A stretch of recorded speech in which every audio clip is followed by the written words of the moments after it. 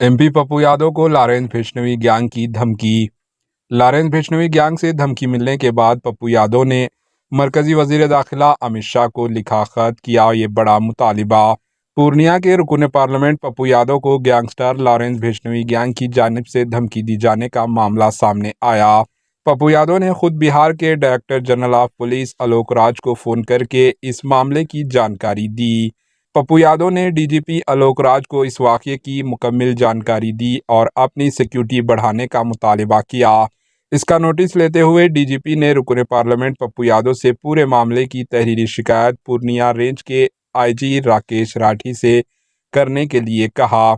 इसी दौरान रुकन पार्लियामेंट पप्पू यादव ने मरकजी वजीर दाखिला अमित शाह को भी खत लिखकर सिक्योरिटी का मुतालिबा किया और लॉरेंस भिश्नोई गैंग की तरफ से दी गई धमकी के बाद अपने लिए सिक्योरिटी को बढ़ाने की दरख्वास्त की।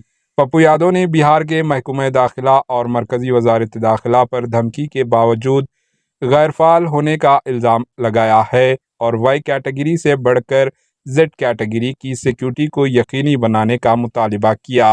पप्पू यादव ने पूर्णिया के आईजी को एक तहरीरी शिकायत दी है और इनकी हिदायत पर पूर्णिया के एसएसपी ने इस पूरे मामले की जांच शुरू कर दी। बता दें कि 12 अक्टूबर 2024 को बाबा सिद्दीकी का मुंबई में गोली मारकर कत्ल कर दिया गया था।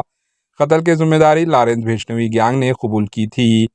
इसके एक दिन बाद यानी 13 अक्टूबर को पप्पू यादव ने लॉरेंस भिश्नोई गैंग को सोशल मीडिया पर धमकी दी थी और इसे एक दो कौड़ी का गुंडा बताया था। इन्होंने कहा था कि अगर कानून इजाज़त दे तो लॉरेंस भिश्नोई जैसे 2 टके के मुजरिम के पूरे नेटवर्क को 24 घंटों में तबाह कर दूंगा। Bureau report, HN news. ऊपर वाला देखिए एक बार जानिए। पप्पू कर्मकांड दोनों करते हैं जी, कर्मकांड दोनों करते हैं भैया कर्म रिकॉर्डिंग करेंगे बाद में। भाई साहब की वो डायलॉग तो सुना होगा, भैया एक बात केस करने में भी आसानी होगी। भैया एक बात समझिए, मैं आपको बता दूं, बहुत क्लियर हूं मैं इस मामले में कि पप्पू यादव जी देश के 7 बार इंडिपेंडेंट एमपी रहे हैं और उससे मतलब मेरी हम पॉलिटिक्स से जुड़े हैं, नाम जाने मेरी जो हमारे रास्ते में आएगा मेरी बात से उसके साथ जो आज हो रहा है वही होता जाएगा। आपके रास्ते में ना कोई जा रहा है, ना जाता है, ना जाएगा। वो पॉलिटिकल चीजें हैं, पॉलिटिकल चीजें होती रही है, बात करते है पॉलिटिकल। उन्हें पॉलिटिकल नाले किसी के खिलाफ बोलना, किसी को शब्द बोलना पॉलिटिकल नहीं है। बाकी हम देख लेंगे, एक बार फोन करने का मकसद यही था, सुधर जाओ, नहीं आगे तो देख ही लेंगे हम।